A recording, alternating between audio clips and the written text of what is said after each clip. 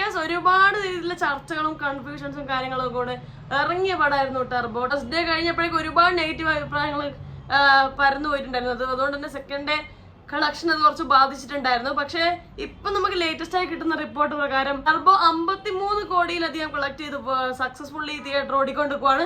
അപ്പൊ അതിന്റെ success teaser reaction ആണ് ആദ്യം. അത് കഴിഞ്ഞ് നമുക്ക് ഇതിന്റെ വേൾഡ് വൈഡ് കളക്ഷനും അതുപോലെ തന്നെ ഗുരുവായൂർ അമ്പലം നന്നായിട്ട് അടിപൊളിയായി ഓടുന്നുണ്ട്, അതിന്റെ കളക്ഷനുമായിട്ട് വരാം. ആദ്യം നമുക്ക് ടർബോന്റെ സക്സസ് ടീസറിലോട്ട് പോവാം. വായോ.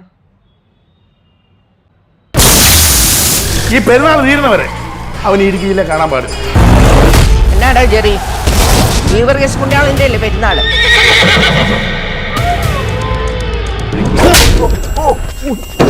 നാളെ പറ്റുമെന്ന് കേട്ടാ ഉടനെ ഓടും. എൽമേ പാലുടക്കാൻ പാത്രം മേടിക്കും. ഇവനൊക്കെ ഇത് എവിടുന്ന് വരുന്നടാ? ഉമ്മാലടി ഓരോരുത്തന്മാരിവിടെ കയറി തന്നെ ചീത്ത കളിക്കുന്നു. ഇതെന്താടാ തീയാ?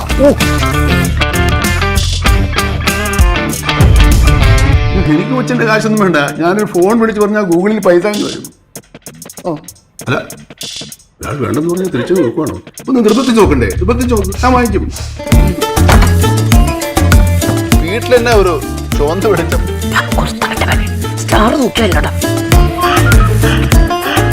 ബാത്ത് കുടിച്ചായോ? ഞാൻ ഒന്ന് ഇടപെടട്ടെ ചെറുതായിട്ട്.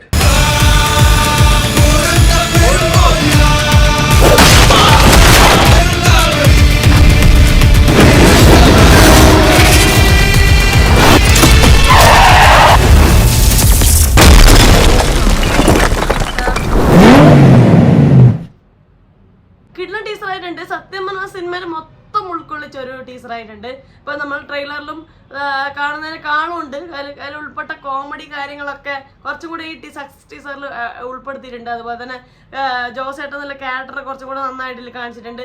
അതുപോലെ തന്നെ പള്ളിപ്പെരുന്നാളിന്റെ അടിയും കാര്യങ്ങളും ആ ഫീലൊക്കെ ടീസറിലോട്ട് കൊണ്ടുവന്നിട്ടുണ്ട്.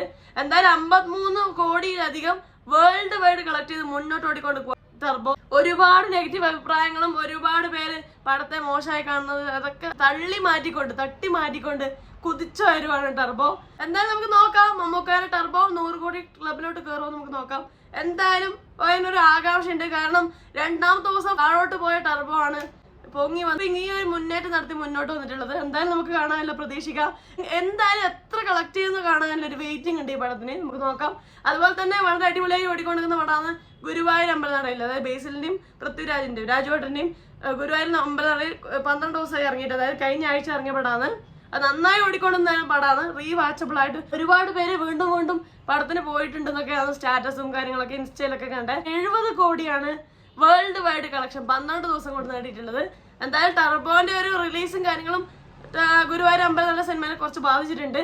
എന്തായാലും നമുക്ക് നോക്കാം. എന്തായാലും 70 കോടി ആയാലും 53 കോടി ആയാലും മലയാള സിനിമ കുതിച്ചു ഉയർന്നു കൊടുക്കുന്ന ഒരു വഴി തന്നെയാണ് ഇപ്പൊ കാണുന്നത്. തലവെന്നില്ല നമ്മൾ ആസിഫ് അലിന്റെ ബിജു മേനോന്റെ പടം കിട്ടിലായിട്ട് ഓടുന്നുണ്ട്. അതിനെക്കുറിച്ച് നല്ല അഭിപ്രായങ്ങളൊക്കെ കേട്ടുകൊണ്ടിരിക്കുന്നത്. അതായത് ലെവലിലാണ് പോകുന്നത്, കണ്ടുപോകാം. അതുപോലെ തന്നെ മന്ദാകിനി അൽത്താഫും അനാർക്കലിയും കൂടെ അഭിനയിക്കുന്ന പടം നന്നായിട്ട് ഓടുന്നുണ്ട്. നല്ലൊരു അഭിപ്രായം ആ പടത്തിനെ കുറിച്ച് കേൾക്കുന്നുണ്ട്.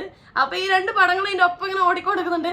ഇത് പടങ്ങളൊക്കെ കാണാനുണ്ടത്രേ, കണ്ടു നോക്കിയിട്ട് അഭിപ്രായം പറയാം.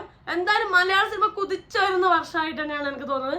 ഇപ്പൊ ഈ വർഷം ഇറങ്ങിയ മിക്ക പടങ്ങളും നല്ലൊരു കളക്ഷൻ നേടിയിട്ടുണ്ട്, മുന്നോട്ട് വരുന്നുണ്ട്, മുന്നോട്ട് കുതിച്ചു വരുന്നുണ്ട്. എന്തായാലും നമുക്ക് നോക്കാം. ആവേശത്തിലെ പടത്തിന്റെ റിലീസിന്റെ സമയത്തല്ല മറ്റ് ഭാഷകളിലെ പ്രേക്ഷകര് എപ്പോഴാണ് ഇത് റീമേക്ക് ചെയ്യാൻ നിങ്ങൾ പോകുന്നതെന്നൊക്കെ ചോദിച്ച് കമന്റ്സും കാര്യങ്ങളും കണ്ടിട്ടുണ്ടായിരുന്നു. സോ നമുക്ക് നോക്കാം. മലയാള സിനിമകൾക്ക് ഇത് അത്ര അടിപൊളി വർഷമായിട്ട് തന്നെയാണ് ഫീൽ ചെയ്യുന്നത്. ഇനി ഒരുപാട് പടങ്ങൾ വരാൻ പോകുന്നുണ്ട്. ലാലേട്ടന്റെ എമ്പുരാൻ വരാൻ പോകുന്നുണ്ട്.